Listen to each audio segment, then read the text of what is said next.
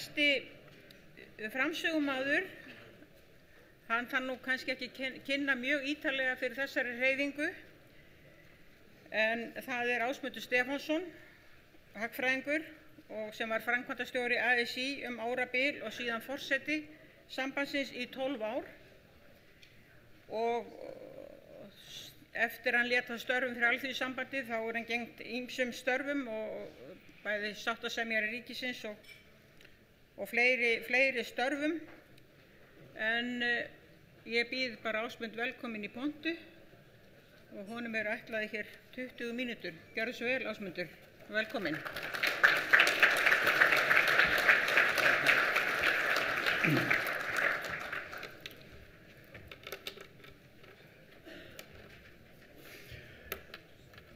Já, ég kannski ætti bara að bæta því við svona aðeins til umhugsunar að það eftir mánuð 22 ár síðan ég hætti sem forseti Alþýðusambandsins, þannig að það nú orðinn dálítið langur tími síðan.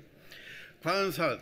Ég ætti kannski að byrja á því að þakka honum nafna mínum Hilmarssyni fyrir að hjálpa mér að setja upp ýmislegt í þessum töflum og myndum sem ég með hérna á eftir, en ég ætla ekki að fara mörgum orðum það, heldur bara að fara á stað. Er þetta ekki, eða vil ég gera á tölvunni? Ok. Hérna sjáu þið, þetta í lagi, veitu þið það?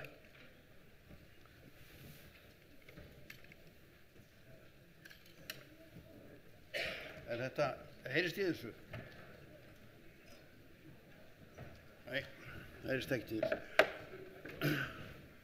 Ok, ef þið horfið vel á þessa mynd, þá blasir við ykkur bandóð kona.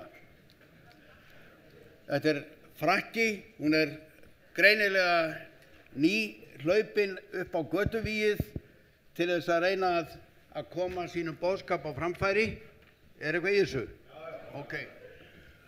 Og það sem hún að segja okkur þetta: 85 ríkustu menn í heimi, ríkustu einstaklingar, og hún setur reyndar hugtakið einstaklingar í gæsalappir af eðlilegum ástæðum kannski svolítið, hafa sömu efni og helmingur jarðarbúa sem eru samanlagt 3,5 milljarður. Þetta sá heimur sem við búum í. Þetta sá heimur sem við höfum búið lengi í, og kannski má segja að breytingin hefur þó heldur verið svo að það hefur batnað hagur að færri í allra lægstu bilunum í dag heldur voru fyrir ekkert mjög mörgum árum. Og þessi kona, hún heldur áfram. Hún segir: mikill ójöfnuður hamlar hagvexti. Það misskilningur, segir hún, að ójöfnuður sé nauðsynlegur til þess að ná hagvexti. Hann bókstaflega hamlar hagvextinum. Og þegar við sjáum þetta, þá náttúrulega blasir það við og fullkomlega augljóst að þetta öfga vinstrimaður sem við getum ekki treyst á nokkurn hátt, því að allir vita að til þess að ná hagvexti þá verðum við að vera með ójöfnuð í samfélaginu. Þó það komi niður á ýmsum, þá það ósköp einfaldlega forsenda þess að við getum náð hagvexti. Þetta vita allir.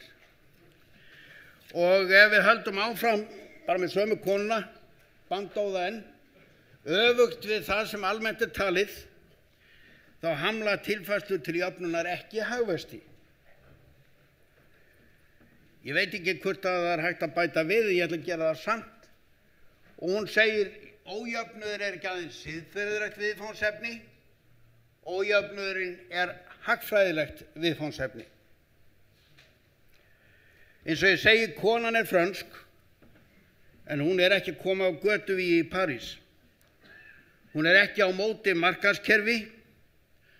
Satt að segja hún fyrrverandi fjármálaráðherra hjá Sarkozy, sem ekki hefur orð á sér fyrir að vera vinstrisinnaður, og núna hún framkvæmdastjóri Alþjóðagjaldeyrissjóðsins. En hún vill ósköp einfaldlega reyna að verja það sem við búum við, og hún áttar sig á því að ójöfnuður, hann býr ekki bara til verra samfélag, hann býr til samfélag þar sem hagvöxturinn minni.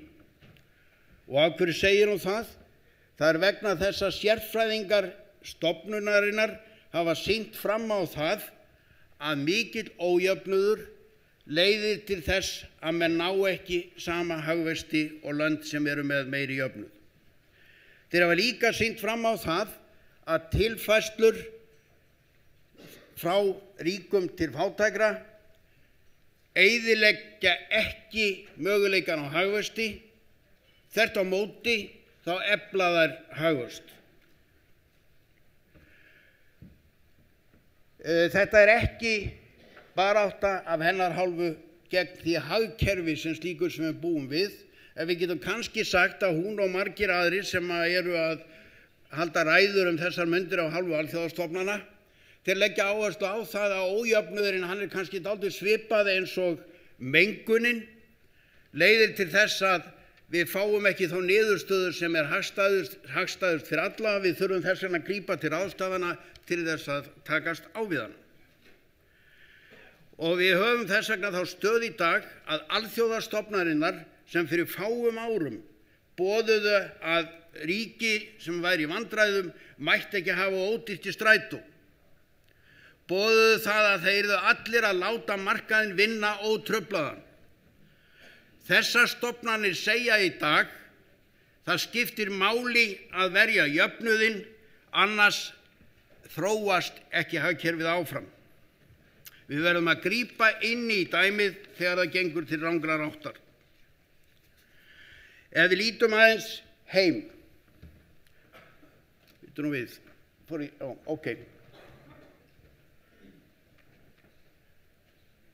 Staddur á réttum stað. Ef við skoðum alþjóðatölurnar, það er að segja OECD-tölurnar fyrir Ísland og fyrir önnur lönd, þá er síðasti samanburður sem við höfum, hann er frá árinu 2010. Og hvað sjáum við á þeirri mynd? Öfugt við það sem mjög stór hluti af vinstri sinnuðu fólki á Íslandi heldur fram, þá er jöfnuður mikill á Íslandi á alþjóðlegan mælikvarða. Á yfirlitum OECD þá erum við einfaldlega með minnsta ójöfnuð.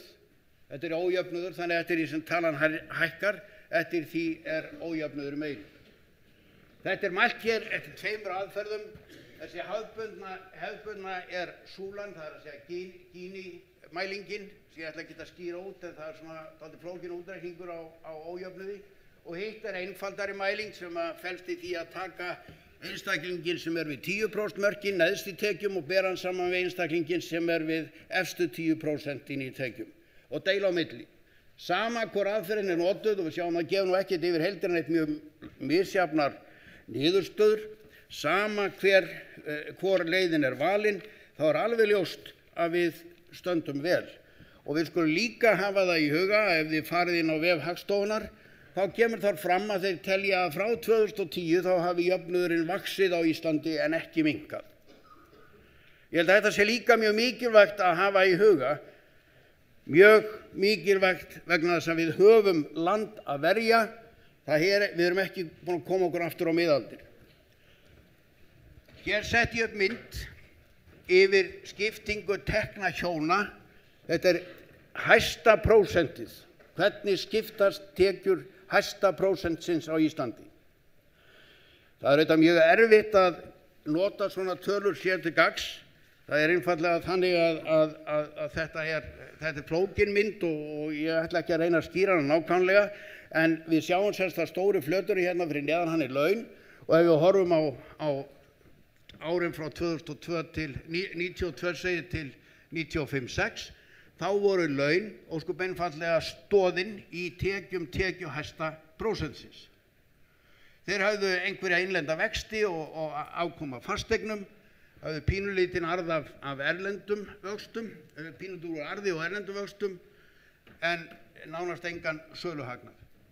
Það er ekki fyrr en með breytingum skatta af fjármagnstekjum sem kemur 97 sem að við förum að sjá söluhagnað inn á framtúrum. Og það reyndar má minna á það líka í viðbót sem sjáum við þarna á þessu að það verður stökk í vöxtunum líka 2008 þegar að vextirnir fara að koma inn á framtal sjálfvirkt. það sem breiðir sig út yfir allt, það söluhagnaður hlutabréfa.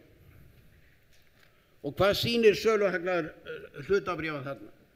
Það sýnir það að menn seldur hlutabréf með stór gróða, notuðu gróðan yfirleitt til þess að kaupa önnur hlutabréf, seldu því aftur með enn meiri gróða og keyptu ný hlutabréf. Svo allt í einu þá voru hlutabréfin ekkert voðalega mikið virði. Menn skiptust að mestu leyti á sápukúlum og reyndu að borga þér skatt í hvert skipti sem þeir skiptust á sápukúlum og svo enduðu þeir með það að sápukúlurnar sprungu í höndunum á þeim. Þetta var þróunin í þessu efni. Þetta var froða. Sumir kom út úr henni ríkir með því að fjárfesta í útlöndum, fjárfesta í fasteignum, fjárfesta í einhverju sem stóð af sér hrunið. Fyrir flestum var þetta bara leikur að sápukúlum. Þannig að við getum ekki tekið þetta sem einhverja grunnbreytingu á íslensku samfélagi. Þetta ósköp einfaldlega geðbilun sem gekk yfir. Ég ekki alveg viss reyndar hún sé gengin yfir, en það kannski ykkar að reyna að passa upp á það að hún fá ekki byrjandi vangi aftur og nái tökum á okkur. Því það getur auðvitað gerst.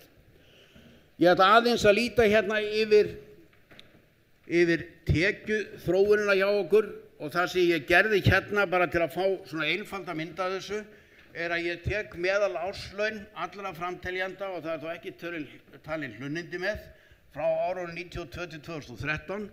Allt saman metið á verðlagi 2013 og hjónum skipt upp, þar að segja þau ekki skilin í sjálfu sér en þau talin sitt í hvoru lagi.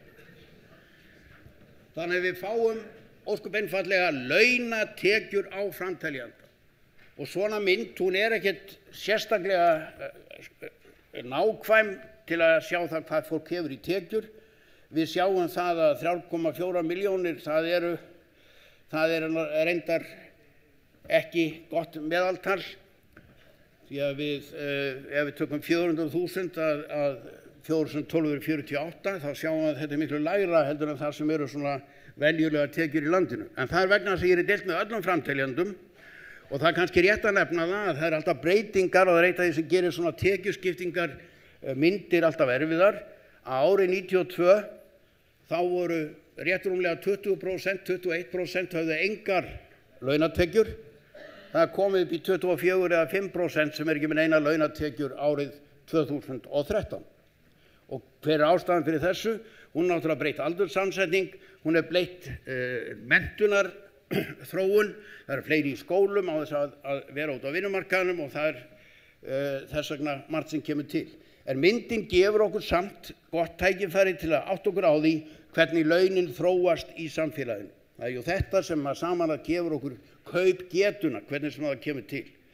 Og þá sjáum við það að frá 93 og fram til 2007, þá vorum við á rosalega flottri siglingu. Við sjáum líka að við fjallum svo niður um 1/4 á árabilinu 2007 til 10 og við sjáum að við erum síðan að saksa á munnin og erum komin aftur upp í 3,1 sem ósköp svipaðar tekjur og voru svona það byrð 2001 eða 2.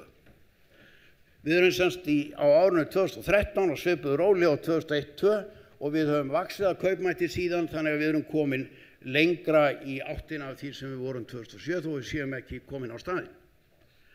Og þegar ég skoða þessa mynd þá ákvað ég að setja yfir hana sömu fyrirsögn á næstu síða undan.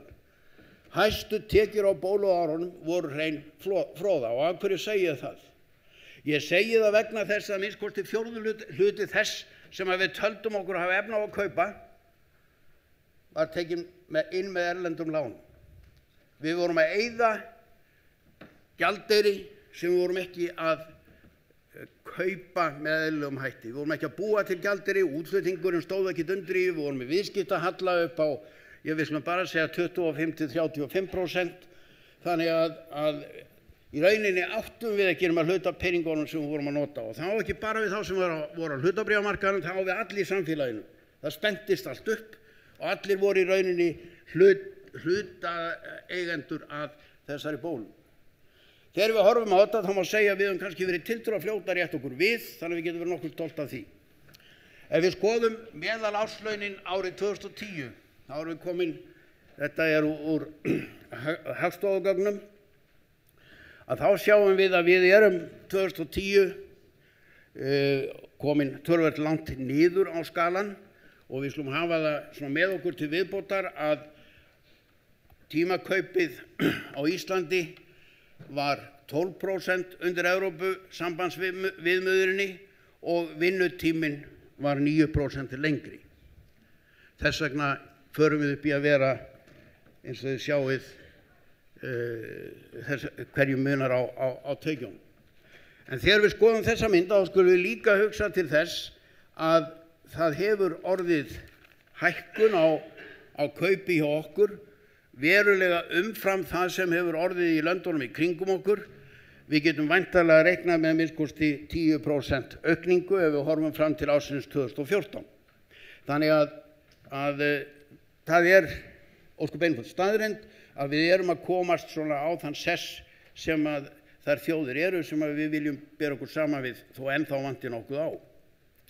Við getum líka að skoða þetta út frá miðgildi ráðstöfunartekna sem hér gert á mynd sem ég tek frá OECD, úr gögnum frá þeim, og þá sjáum við að við erum í ráðstöfunartekjum árið 2010 töluvert yfir OECD meðaltali og það vantar ekkit rosalega mikið upp á að við komast inn í þann skala sem að við getum sagt að okkar nágrannlönd á.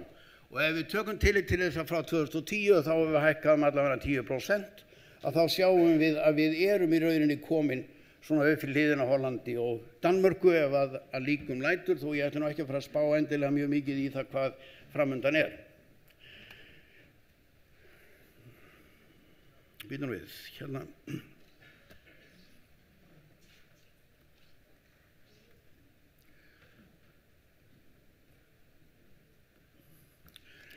Þá ætla ég aðeins að draga ykkur annarri mynd sem að mér finnst mjög merkileg. Mér finnst hún alveg stórkostlega merkileg. Hér sjáum við, og það er kannski dálítið erfitt að skýra út, en við skulum samt reyna það. Hér sjáum við hvernig afraksturinn af tekjuauka samfélagsins á tímabilinu frá 76 til 2007, 76 til 2007, hvað er það langt tímabil? Það eru 35 ár. Er það ekki rétt reiknað hjá mér? Nei, fyrirgefðu, það er 30 ár. Það er 30 ár, 31. Danmörk, við sjáum að á því tímabili hefur efsta prósentan, hún hefur fengið kannski 2-3% og ekki það, og næstu 9% hafa fengið sem svarar sínu hlut. Þannig að það má segja svona í grófum dráttum að neðstu 90% hafa haldið sínum hlut í Danmörku á þessum tíma. Það er staðið eins og þau voru. Við getum haldið áfram og skoða Frakkland sem er hérna. Þar var efsta 1% með 10% teknana fyrir um 92, en 76 fyrirgefið, 76. En engin breyting í grófum dráttum hefur orðið þar. Ef við förum yfir til Bandaríkjanna, þá sjáum við þetta aðra mynd. Þá sjáum við að 1% það hefur tekið til sín næstum því helmingin af öllum tekjuaukanum. Og 1976 hafði efsta prósentið í Bandaríkjunum ósköp einfaldlega milli 7 og 8% af heildartekjum. Þannig að ójöfnuðurinn vegna hækkunar tekna hjá þeim tekjuhæstu hefur aukist alveg gífurlega og þau 90% sem eru neðst, þau hafa ósköp einfaldlega orðið að láta sér nægja innan við 20% tekjuaukans. Og það þýðir ósköp einfaldlega að það hefur orðið rosaleg breyting á tekjuskiptingunni í Bandaríkjunum. Við höfum ekki sambærilega tölur fyrir Ísland, við getum tekið það eins og ég geri, taka 92 til 2007 og þá sjáum við að þá er froðan á verðbréfamarkaðnum að búa til mikla fjármagnstekjur. Söluhagnaður er reyndar ekki í tölunum fyrir hin löndin, svo það er ekki sambærilegt heldur af þeim sökum. En ef við förum alveg fram til 2011 þá sjáum við að það hefur gengið nokkuð saman aftur. Og fjármagnstekjur eru ekki með, eða söluhagnaður er ekki með af mörgum ástæðum, en aðalatriðið er svo að hann er ekki samræmdur, hann er ekki með svipuðum hætti í löndunum öllum. OECD hefur reynt að finna samhengi milli ójafnaðar og hagvaxtar vegna þess að það er alltaf verið að segja, ég vitna áðan í Alþjóðagjaldeyrissjóðinn, en hér er ég að vitna í OECD, þeir gerðu 2012 gerðu þeir könnun á því hvort þeir gætu fundið þetta samhengi og niðurstaða þeirra var eins og stendur hann fyrir ofan. Það er ekkert einfalt samhengi milli ójafnaðar og hagvaxtar. Ég myndi ganga skrefinu lengra og segja að það er bara ekkert samhengi þarna á milli. Og ég myndi jafnvel ganga svo langt að segja ef þið sjáið samhengið þarna, þá skuluð þið panta tíma hjá augnlækni.